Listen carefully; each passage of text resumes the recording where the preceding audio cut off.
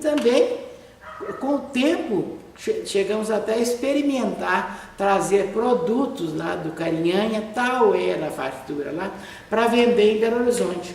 Então vinham melancias e morangos e melões, mas era um desgaste tão grande do caminhão com a distância e era tão desvalorizado para vender no Ceasa em Belo Horizonte que não valia a pena. Então meu marido decidiu que os produtos que sobrassem era para a Vila Vicentina, era para aquelas comunidades carentes, mesmo para a população ribeirinha, que era muito pobre, distribuísse ali na própria região. A criança, o menino da Caio Martins era um menino aproveitado para qualquer trabalho. Então lá no Carinhanha, houve fatos até que ficaram muito marcados, porque os próprios garotos que foram construir a obra no Carinhanha, os alunos que foram para lá, eles trabalhavam para fazer a própria escola, para atender aquela região. E os meninos, tinha meninos pequenos, de 11 anos, 12 anos, eles tiravam as pedras para fazer o alicerce da escola no rio. Eles, que eram meninos de cidade, que estavam criados na cidade, mas aprenderam a lidar com a canoa no rio, tirar pedras, era um trabalho maravilhoso. E para fazer a escola, não só para eles futuramente, né? Porque muitas das aulas que os meninos, os mais velhos, davam, era debaixo de barracas, cobertas de buriti. Hoje, essas coberturas de buriti eram as nossas escolas, né, lá no Urucuia, no Carinhanha, todas eram muito modestas. Hoje as obras já foram beneficiadas e já existe. Mas lá no Carinhanha, quando os meninos trabalhavam para desbastar uma mata, precisava ter muito cuidado, porque eles eram pequenos, tinham cobra. Mas um garoto lá da região foi trabalhar com eles e com o machado, ele quase partiu o seu próprio pé. Foi dar uma machadada lá na madeira e pegou o pé.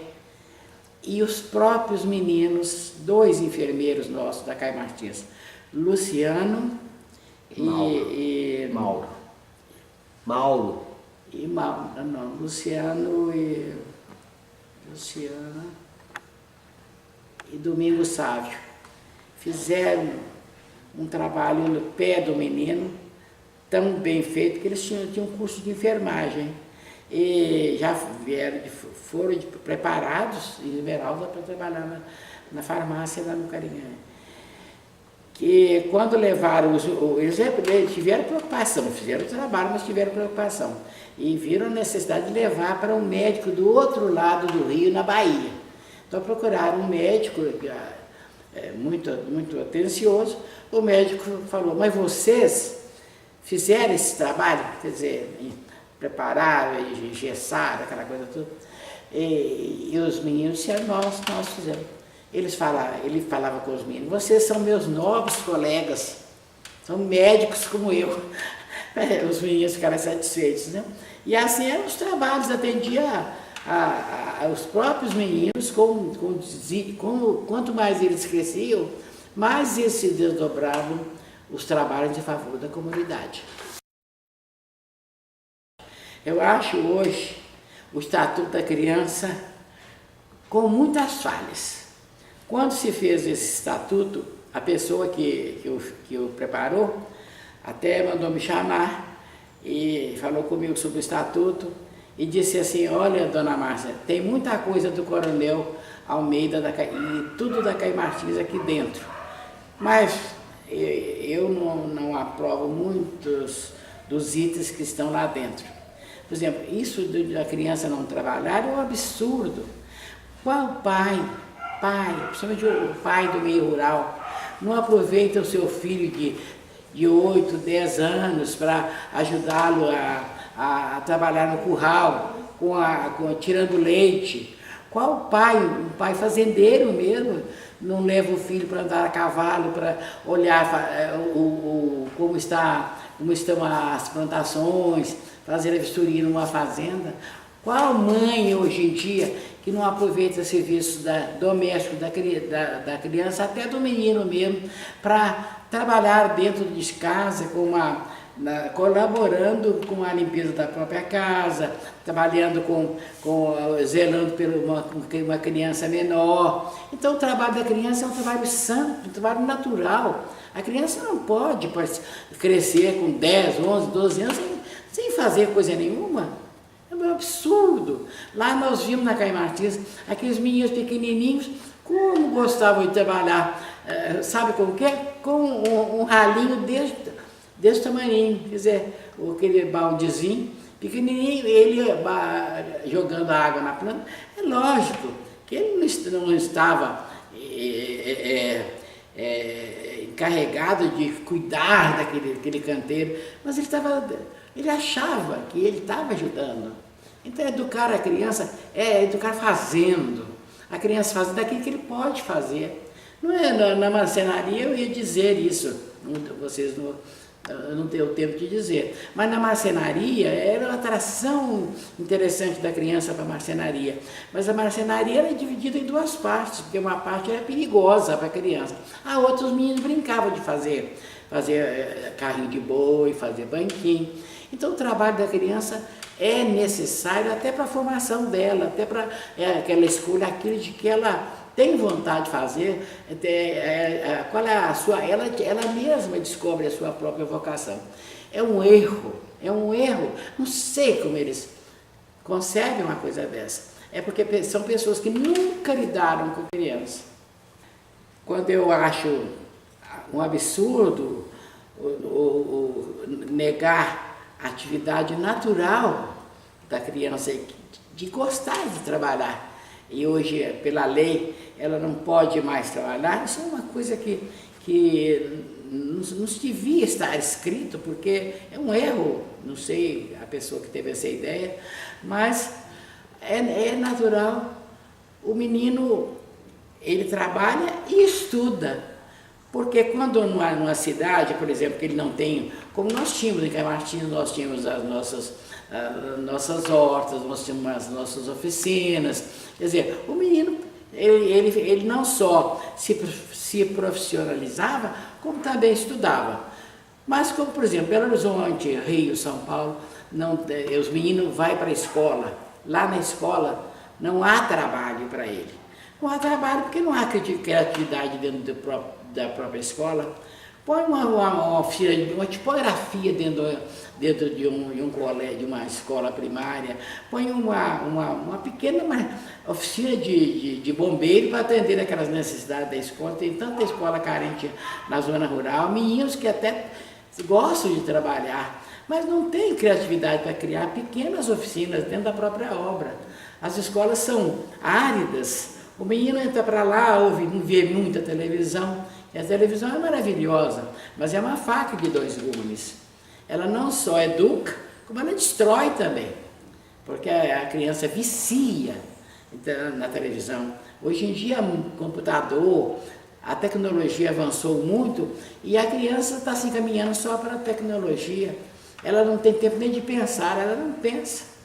Então, acho que a própria obra, a escola, os colégios polivalentes, tem que desenvolver a parte formal do ensino, mas também atender essa parte, a criatividade, dar mais lazer para a criança na escola. A criança tem jogos, tem competições esportivas que alegra tanto, tem muito modo de variar. A criança pode muito bem desenvolver as suas atividades dentro da escola. Acho que nós temos que aproveitar esse potencial que a criança tem. Quanta pessoa nunca pegou, não sabe, muitos homens não sabem consertar um ferro elétrico. a mandar, às vezes estraga um ferro elétrico numa casa, tem que chamar uma pessoa lá fora para consertar um ferro elétrico. Ó, isso é uma atividade que você aprende dentro da escola. O menino sabe fazer um conserto, sabe consertar uma parede que estraga, sabe preparar uma cama quebrada, sabe consertar, fazer colchões dentro das escolas para mudança de ambiente. É uma gama de profissionalizações que é tão grande que é impossível até a gente citar, porque hoje em dia já os governos estão preocupados, dão dinheiro, mas não há afetividade para exercer o trabalho. Nós estamos vendo esses trabalhos que estão sendo realizados. Eu, quando falo num trabalho assim, por exemplo, como foi o de algumas primeiras damas, eu só quando falava eu dizia assim, não vai dar certo. Porque com a nossa prática, a nossa experiência, a nossa idade, a gente sabe, por exemplo, que tem que fazer a obra com a cooperação de pessoas modestas, pessoas que sabem dar aquele amor àquilo que fazem. É aproveitar ao máximo a potencialidade da criança. O filme Farei de Ti um Homem foi uma amostra, a primeira amostra cinematográfica que nós tivemos com a ajuda do governador Juscelino Kubitschek de Oliveira.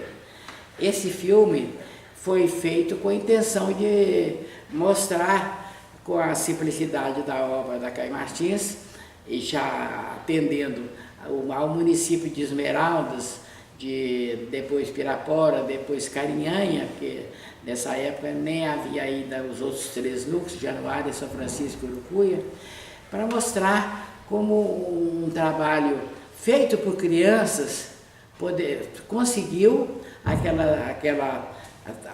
realizar aquilo que muitas comissões hoje são constituídas para esse trabalho. Então nós fizemos isso com muita simplicidade e esse filme é a prova disso. O filme mostra que o problema da criança nas cidades grandes. É o menino roubando, a criança carente, que sai do lar, não tem a mãe o manda para as ruas para roubar e para trazer o alimento para a sua própria casa. E os problemas sociais já naquela época eram muito grandes, mas hoje os problemas aumentaram muito. Então são arrastões de crianças. E esse filme mostra que com simplicidade, com amor, se pode fazer muito pela criança que vai ser amanhã o homem, vai ser o homem de amanhã.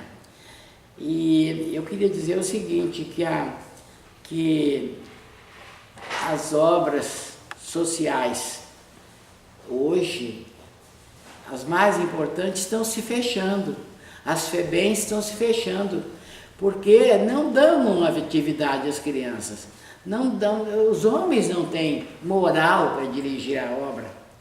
Há poucos dias um governador disse, eu vou perder a eleição porque a FEBEM está acabando com o meu prestígio. Um grande governador do nosso estado, do nosso país. E eu acho isso uma pena, porque eles querem fazer obra para o menor dentro da cidade, para mostrar prestígio, para mostrar que tem trabalho feito. Então põe a criança entre 4 paredes. Eu vim aqui em Brasília, uma ocasião, estava sendo inaugurado no governo de Fernando Collor, que foi um governador que eu conheci desde menino, e infelizmente não pude realizar o trabalho dele, porque nós éramos amigos da mãe de Fernando Collor. E ela mandou meninos de Alagoas para Caio Martins, e nós mandamos meninos da Caio Martins para fazer escola para ela em Alagoas, Palmeira dos Índios.